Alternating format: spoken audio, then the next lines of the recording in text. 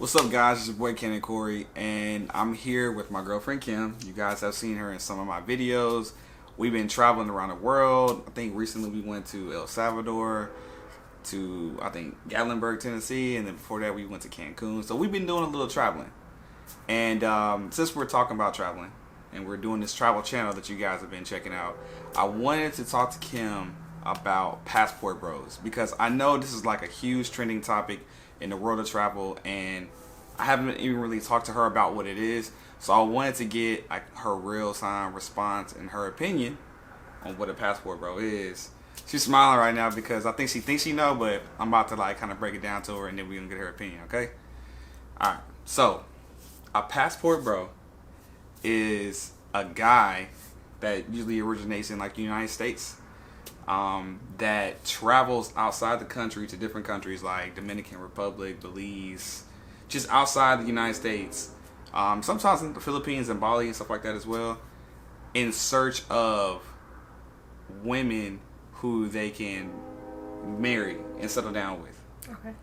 But not just like any women. Like, it's like they choose women that they feel that are more feminine, because they feel like women in the United States aren't feminine enough. They don't like cater to their men. They feel like women in the United States aren't, I guess, bred, for lack of better words, to be wives.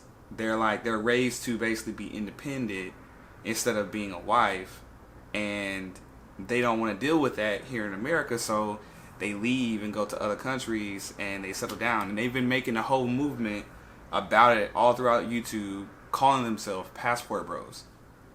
Okay. What do you feel about that? Well, initially, like, I thought it was like just them having sex. I was not aware like that they were like trying to bring them back here. No, they're not trying to bring them back. They want to like stay in those countries. Like they're like preaching this whole movement. They're like trying to get other guys like me to leave America, because they're saying that, y'all, it's so much better out here. Like, there's a lot of guys in like Dominican Republic, and I think there's a lot of guys in Thailand right now, and they're getting really popular on YouTube because they make videos about how amazing it is to be with a woman who's not American. But the like caveat that a lot of women are saying on YouTube is that these men, it's like they're saying multiple things. They're saying, one, the men that are leaving aren't even the type of guys that are desirable in the first place. And then they're saying, two, these type of men are like preying on other women in other countries because they feel like they're only going to countries that are like low in poverty or impoverished. You think that's wrong, or like what? Like, how do you feel about that? I mean, if they not people that I want anyway, then I don't care. Like, go find somebody, get somebody else to do it, which it seems like they're doing. But I think the whole like American women aren't soft enough or effeminate or whatever, I think it's a farce. Like, if you bringing whatever to the table, or if you're the kind of man, like if you're gonna lead me properly, then I'm gonna do what it requires to be led. But a lot of men feel like they can do the minimum and then expect the maximum. But what does leading you properly look like, though? Because, and then we're talking in generally, because I feel like the idea of the average American woman isn't the idea of what these men are saying, as far as like they don't mind leading a woman, but it's like they're saying these American women want you to do X, Y, and Z with nothing in return back to them.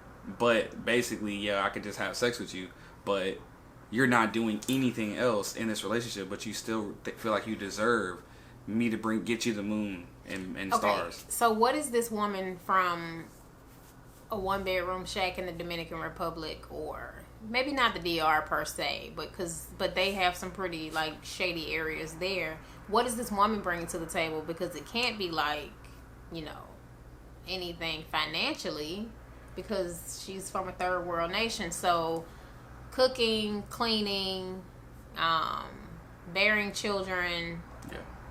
Basically all that stuff. Like, that's what I'm saying. What else? I don't think they're not looking for like financial gains from these women.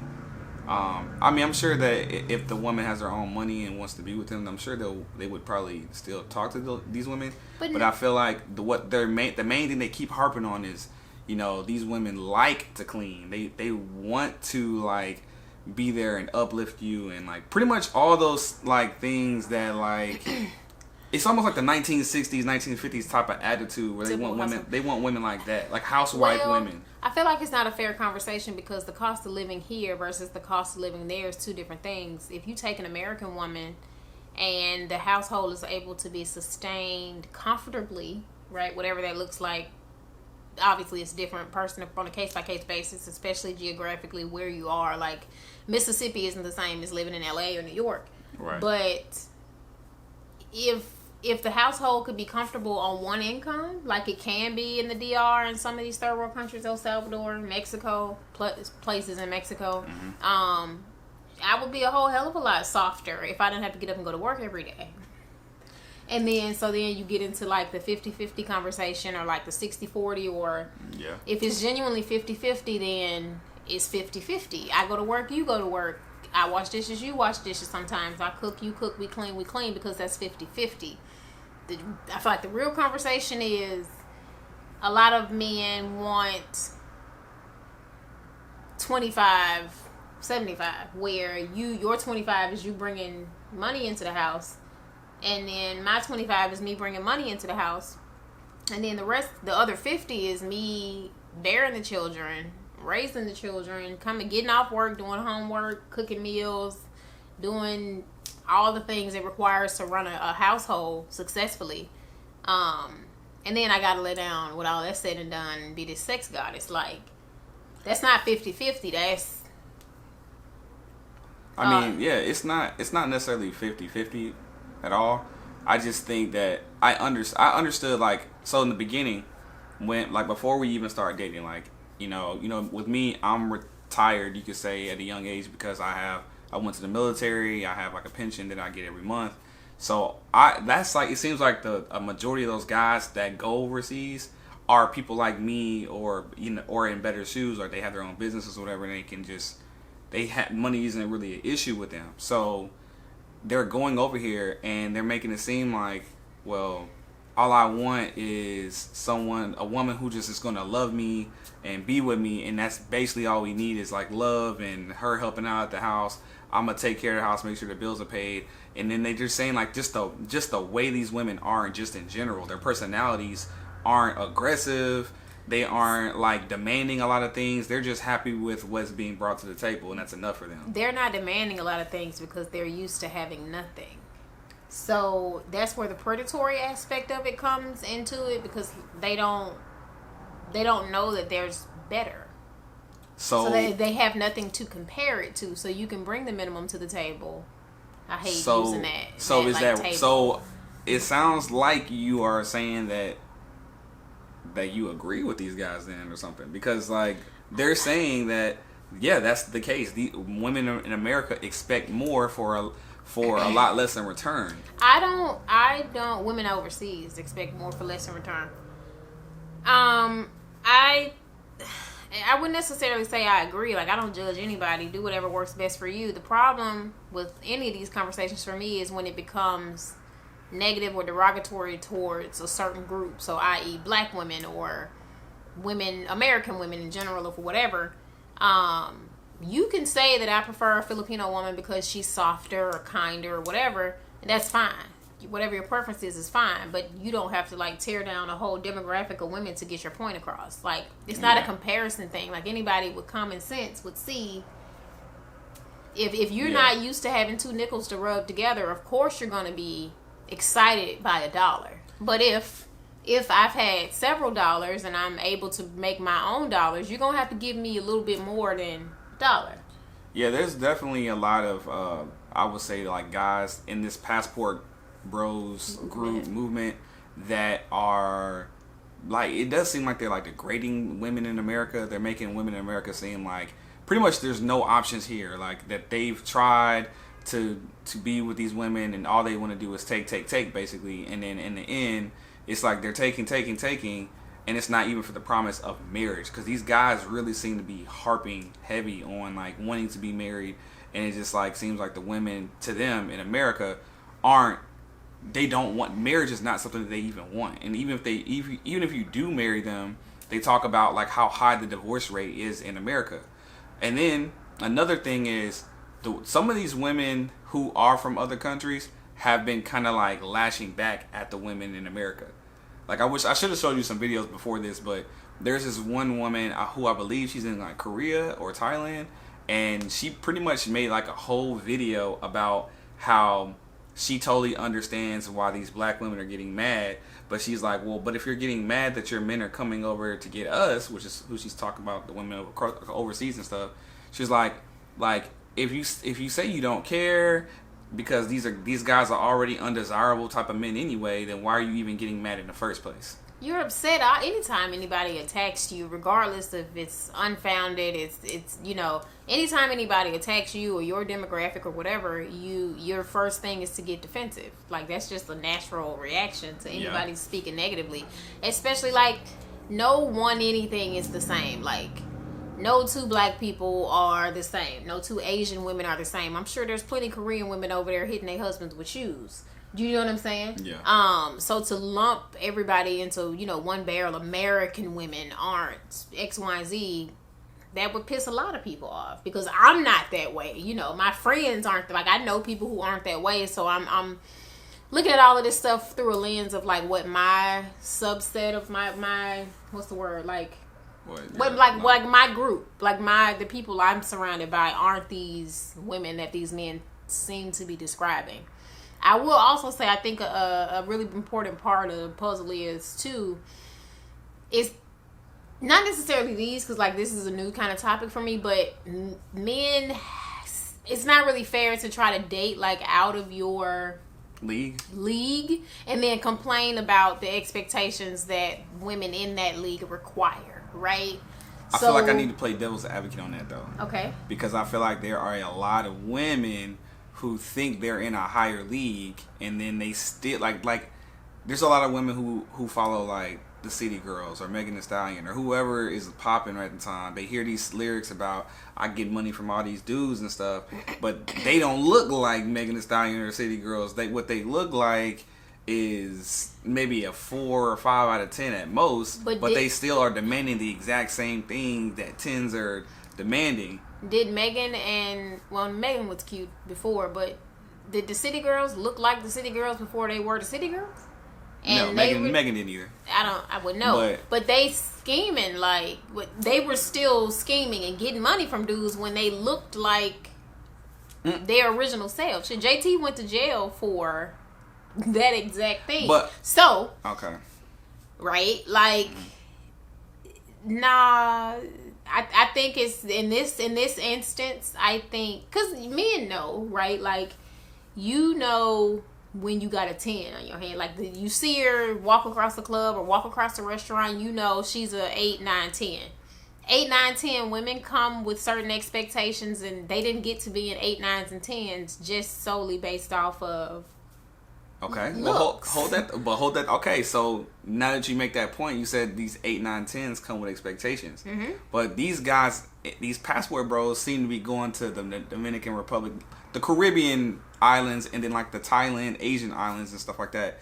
They're going to these places, and they're finding 8, 9, 10 women over there too.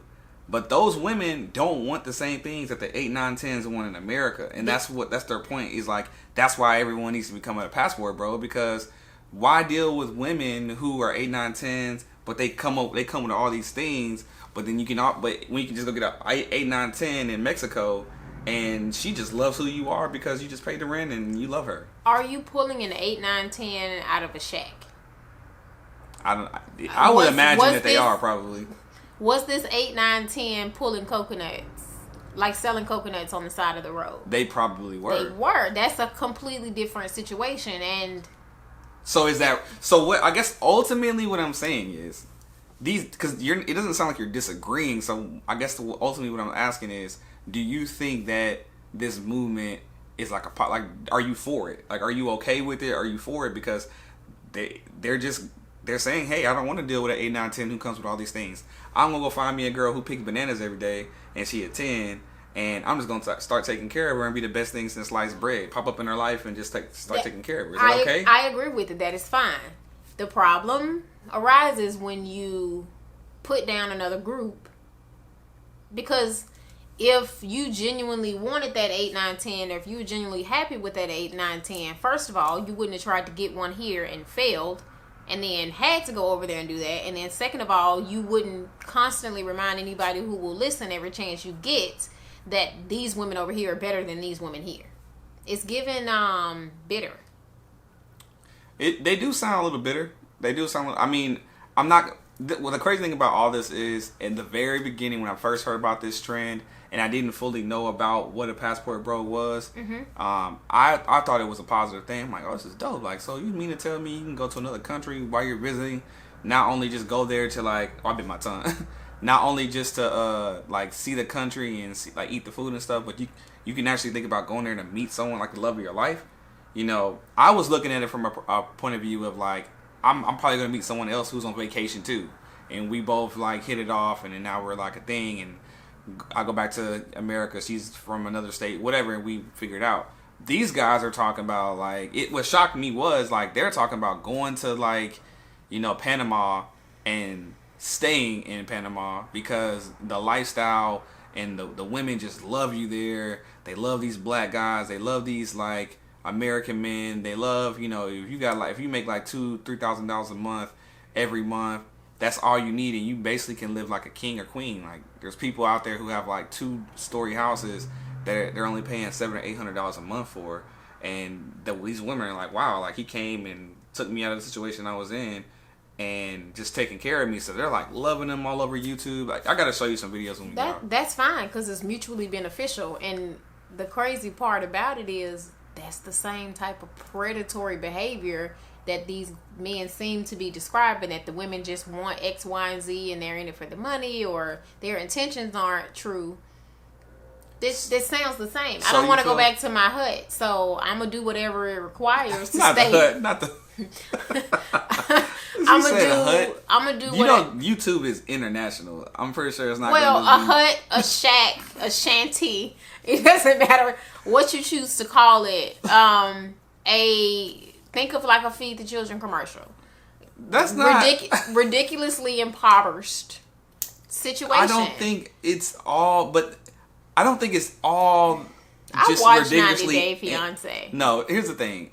All these women are not ridiculously impoverished. Okay. It's more of like they're just saying the women over there are raised a certain way. They're raised to be like wives. Like they're raised like, and then like, so by the time like from since, you know, a young girl all the way till now they're an adult, their mindset is really on some, I can't wait to be a wife. But it's like in America, they're saying the women that are raised here, they're more like, I can't wait to figure out how much money I can make off this guy and this guy. I can't wait to like trap him with a baby. I can't wait to like, it's like their mindsets here is like, how can I finesse this man? It has nothing to do with how can I be in love and have this great life. And that's what they're saying is their whole reason why they're going out there. That sounds exactly the same thing though. They're just more grateful and appreciative of it. How can I get with this American man so my life would be better? I don't know. Because if that was the case, they would be going to Europe or to some first world countries and doing the same thing. And to my understanding, it's primarily...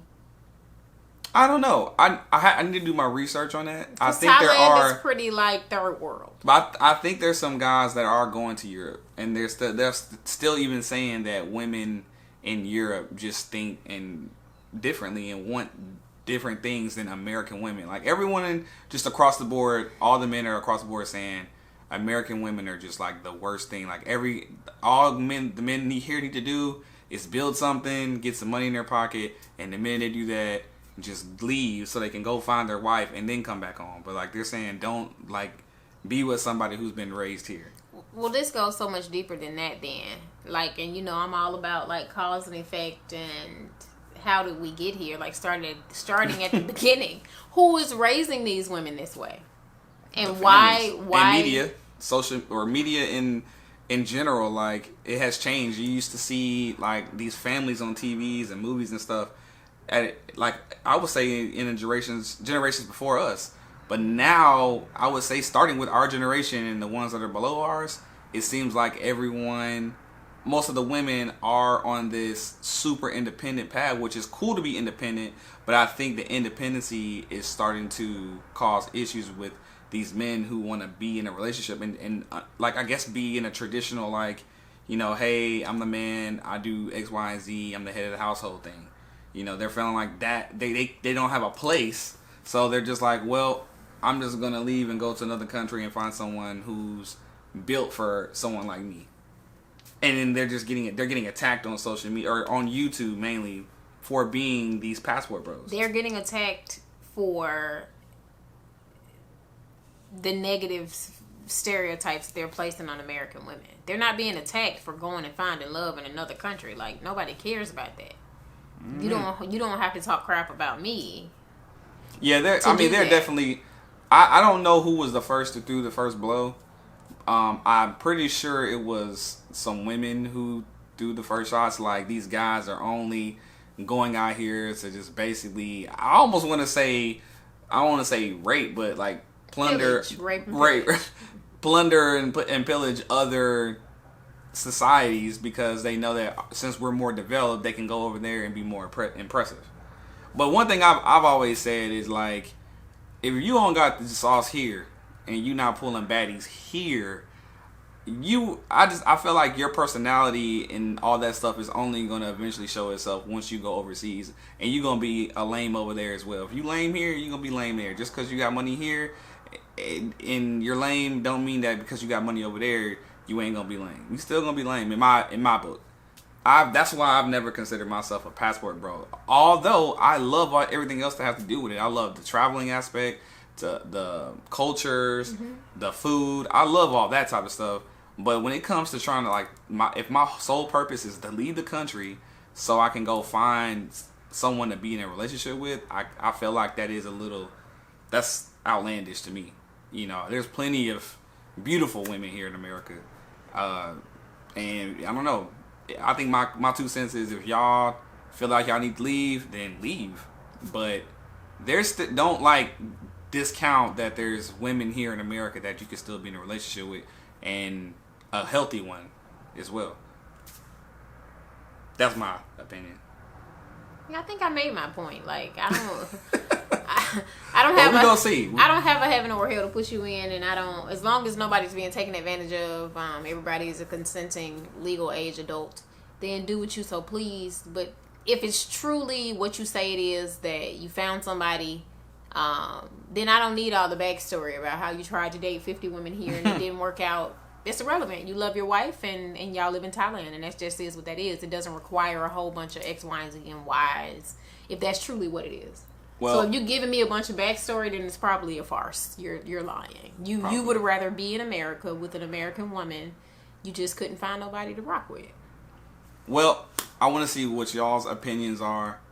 Please leave some comments in the description. I would like to see what you guys are saying, because maybe we might have to make a part 2 or part 3 about this whole passport bro movement thing, because it seems like there's a lot of talk going on about this. You'll see what I'm talking about. Like this topic hasn't been dying off. I've been following it. I stopped talking about it and stopped chiming in on it a while ago, but now that I found you and Tom has gone on and we've been traveling and stuff, it just made me think about it again. I just wanted to chime in on the conversation. So with that said, man, I appreciate you guys for tuning in. Make sure you guys follow Kim. Please don't. She just started her new YouTube channel. Gosh. Link is in the description. She's gonna be doing what type of content you gonna make? You know yet? No. Health and beauty. What? Travel. No. Fashion. Fashion, food, family. I don't know. Okay, something like that. But make sure you guys follow her, subscribe to her channel, link in the description, social media in the description, and make sure you guys keep aiming for the top, and I'll see you guys in the next video.